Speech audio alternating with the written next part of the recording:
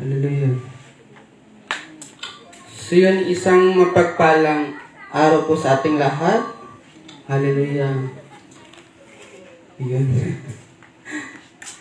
Grabe, kakaiba pala dito, no? Hallelujah. Parang pag first time ka lang, kakaiba talaga. Praise God. Praise God kasi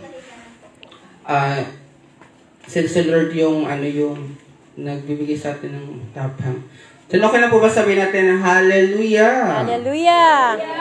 Hallelujah! Hallelujah. Thank you, Jesus! Thank you, Jesus. Palakpakan natin si Jesus.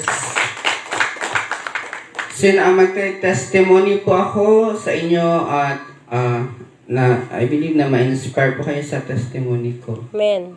So yun na, ako po ay si Brother Drex or si Cedric Densil from Puerto Princesa City. So yun na, ako po ay college na rin, 4th year. Pag-graduate na din po ako ng pag-aaral. At praise God kasi patuloy na kumikilo si Lord kahit na may school. Kasi di ba, madalas pag naglilingkod, parang kahit wag na mag-aral. Parang okay lang kahit di na mag-aral kasi nagsiserve na lang. Pero may purpose din po kung bakit kailangan din mag-aral. So yun, ako po ay nag-mission from South Batarasa, sa Batarasa at sa Brooks Point, Nara, at ngayon, first time ko dito sa North, sa Taytay. First time ko po dito at maganda pala dito. Praise the Lord. Nakapunta na ako ng Cebu, ng Bohol. Pero maganda rin pala dito. Hallelujah. So yun, siguro iba't ibang destination, iba't ibang lugar kung saan ipinapahig si Jesus.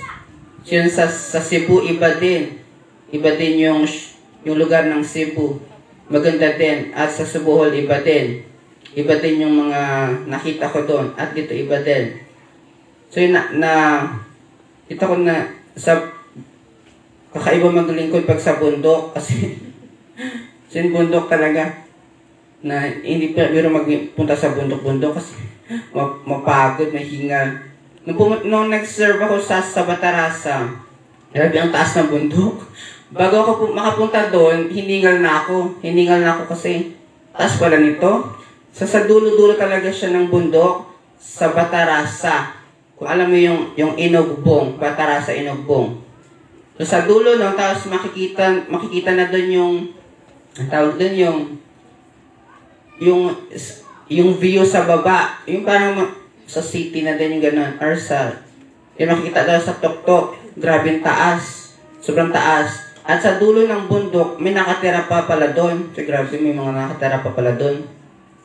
Kala ko, hanggang dito. Pero sa dulo ng bundok, may nakatira pa talaga. So, praise the Lord kasi